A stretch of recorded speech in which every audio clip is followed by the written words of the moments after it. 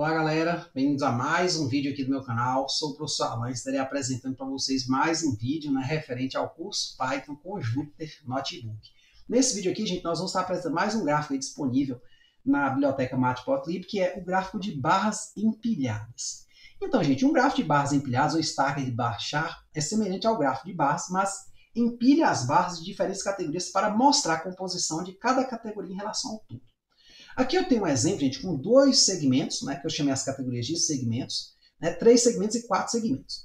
Aí eu botei 2, 3 e 4 para a gente ver o padrão, como é que você faz para colocar mais categorias. Às vezes você pode estar trabalhando lá numa situação onde você tem lá 6 categorias. Então existe um padrãozinho aqui que a princípio pode parecer um pouco complicado, para a gente acrescentar mais de 2 categorias, mas você vai entender que não é um bicho de 7 cabeças. Você pega o padrão rapidinho. Então, com 2 segmentos, eu tenho aqui a seguinte situação.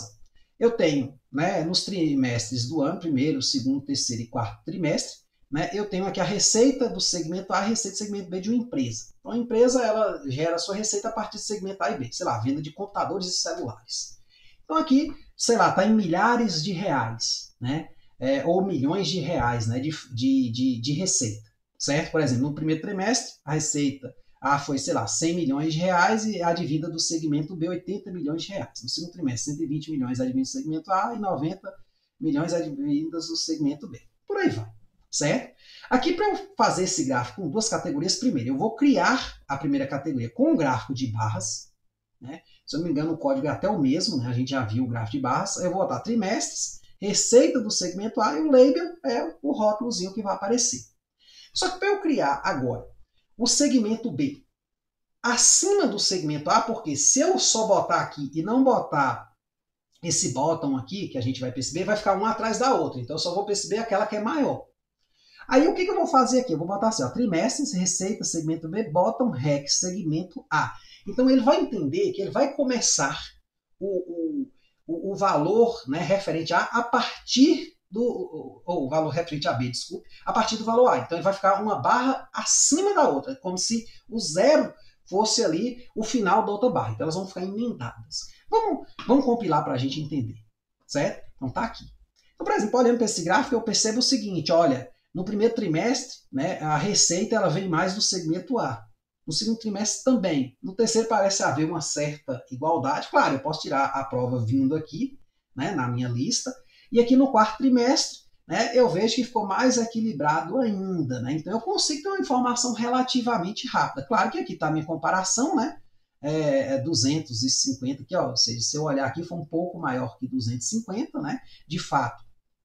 Observando aqui, no caso é a soma, porque aqui eu tenho a soma total. Então se eu tenho 130 mais 135 dá quanto?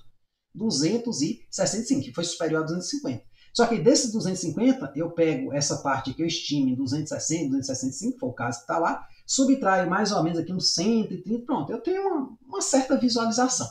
A ideia do gráfico, gente, ela não é necessariamente fornecer algo assim muito detalhado, é dar uma informação rápida. Claro que eu poderia melhorar botando um grid, Posso botar aqui, plt.grid. Eu até tinha esquecido, nem coloquei nisso. Pronto, já ficou mais fácil você identificar os valores, certo? Aí você pode escolher botar um grid ou não. Nos outros gráficos não botei. Então aqui tem partes editáveis. Que partes são essas? Essa parte aqui que é a dos dados. Mas se você tiver outros dados, tiver outra quantidade de categorias, você modifica aqui, certo? Você tem aqui os rótulos, também é tudo editável, certo? E tem a parte fixa, que aí você, o plt.bar, que o nome da variável você vai dar outro nome, mas assim, essa estrutura aqui você tenta manter a mesma. Claro que tem outras configurações aqui, você pode perguntar para o GPT configurações extras, aí ele vai ali falar essas configurações. Em outros vídeos, talvez eu possa estar aprofundando isso aqui, até mesmo no curso, resolvendo um exercício, um probleminha mais interessante, a gente retorna a um gráfico como esse, beleza? Agora vem a questão, como é que eu faço para ter 3 segmentos? Eu uso a mesma ideia que eu usei aqui, Perceba que esse bottom rec aqui ele é exatamente para que um segmento comece sobre o outro. Então, empilha as barras. Então, o que eu fiz? Eu copiei aqui a parte do gráfico anterior, além de, claro, acrescentei um novo segmento de dados, que é a receita vindo do segmento C, ou seja, essa empresa agora ela vai ter computadores, celulares e eletrodomésticos, E aí eu medi a receita de cada uma dessas categorias aqui. A primeira é computador, aqui celular e aqui eletrodoméstico diverso, né? Então, nesse caso aqui, pronto, eu tenho isso.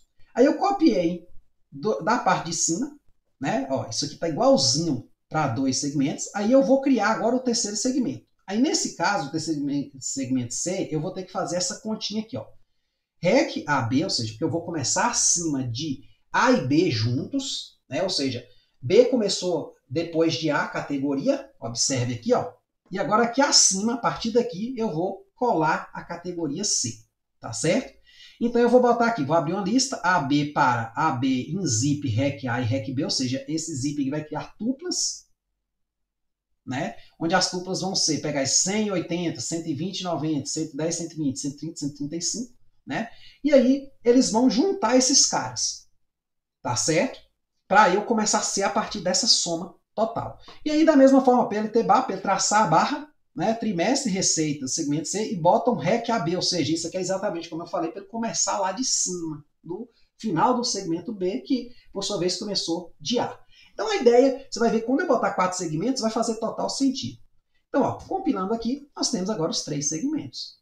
Computadores, digamos assim, celular e eletrodoméstico diverso. Então, olhando aqui, por exemplo, né, no terceiro trimestre, eu percebo que o segmento A e o segmento B, eles tiveram uma participação parecida, né? Mas o segmento C não, ainda continuou menor em todos os casos, tá certo? Então eu consigo ter uma visualização legal. E com 4 segmentos, sei lá, eu vou botar agora cosméticos. Então, a empresa que já vende computadores, né, aqui pelo azul, celulares e eletrodomésticos diversos, vai vender agora cosmético também. Então, eu crio mais um novo segmento, copio a parte do gráfico anterior, que é esta aqui, ó, igualzinha aqui, ó, certo? E eu acrescento agora a outra seguindo a lógica. Qual é a lógica?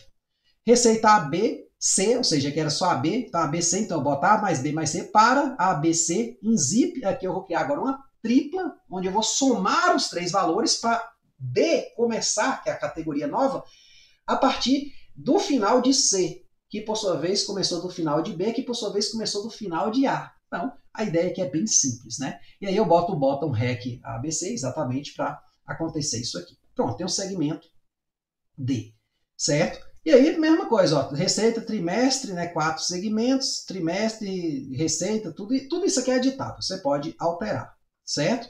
Então, ó, compilando aqui, nós temos, né, o nosso gráfico final com 4 segmentos.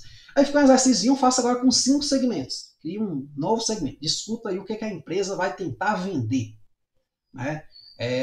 Vai tentar vender agora embalagens, né? Pronto, aí você cria lá a receita adivina disso, tenta colocar mais uma categoria aqui. Se você conseguir, beleza. O básico você já tem, certo? Claro que esses gráficos você pode incrementar eles muito mais. Não é o meu objetivo aqui ainda discutir muito, senão o curso fica muito grande, né? A gente pode perder um pouco o foco. Mas é mais mostrar que existe esse tipo de possibilidade, né, de comparação, de exibição de dados, tá certo? Então é isso aí, espero que tenham entendido, espero que tenham gostado, gente. Muito obrigado. Até a próxima.